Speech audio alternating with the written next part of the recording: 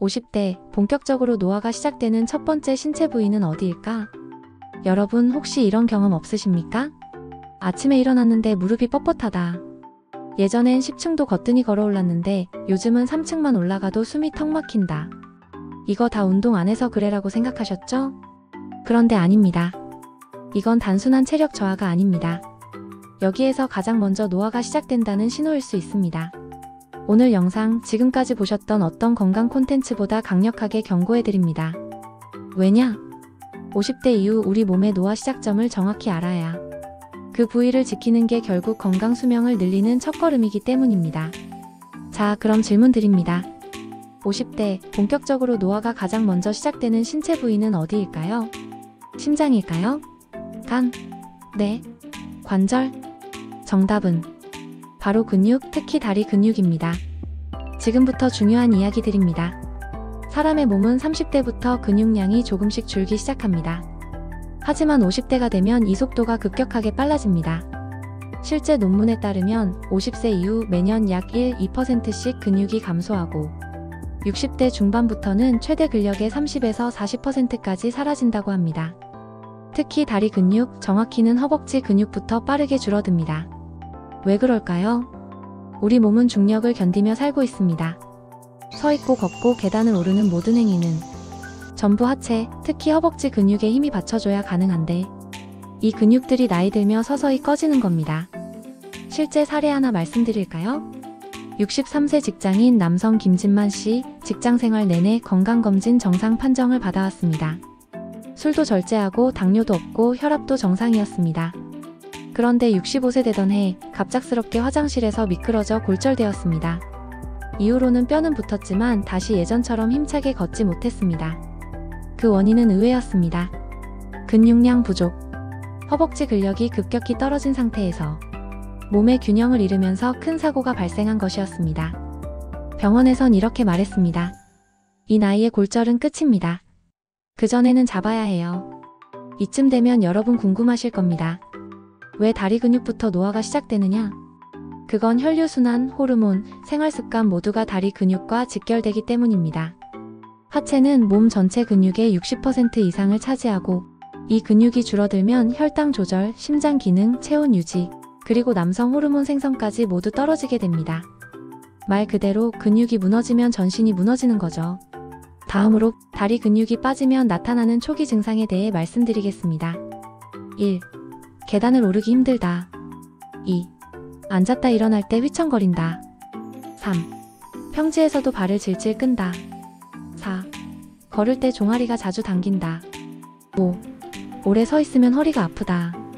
이런 증상 요즘 자주 느끼신다면 그건 하체 근육이 이미 빠지고 있다는 신호입니다. 자, 여기서 중요한 건 이걸 되돌릴 수 있느냐? 입니다.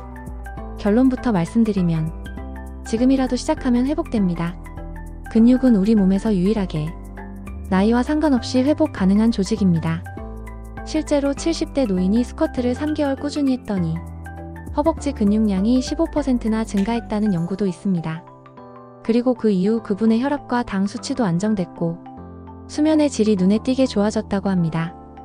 이제부터는 본격적으로 무너지는 다리 근육을 어떻게 지킬 수 있을지 생활 속 실천법을 구체적으로 말씀드리겠습니다. 첫 번째, 운동입니다. 그냥 걷기만 해서는 안 됩니다. 하체 근육은 무게를 실어야 살아납니다. 특히 스쿼트, 런지, 의자에서 앉았다 일어나기 같은 저항성 하체 운동이 가장 효과적입니다. 하루 10번씩 3세트. 쉬운 것 같지만 꾸준히 하면 효과는 강력합니다. 무릎이 안 좋은 분들은 벽에 기대어 하는 벽 스쿼트부터 시작하세요. 처음엔 5초 버티기도 힘들지만 일주일만 지나면 15초, 30초로 늘어납니다. 근육은 반드시 반응합니다. 두 번째, 단백질입니다. 근육은 운동만 해선 자라지 않습니다. 재료가 있어야 합니다. 그게 바로 단백질입니다. 중년 이후엔 하루에 체중 1kg당 1.2g 이상의 단백질이 필요합니다. 예를 들어 몸무게가 70kg이라면 단백질을 하루에 최소 84g은 드셔야 하죠.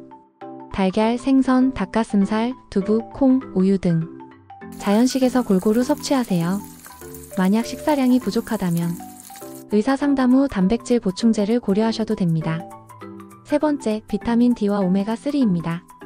비타민 D는 근육 수축에 꼭 필요한 영양소입니다.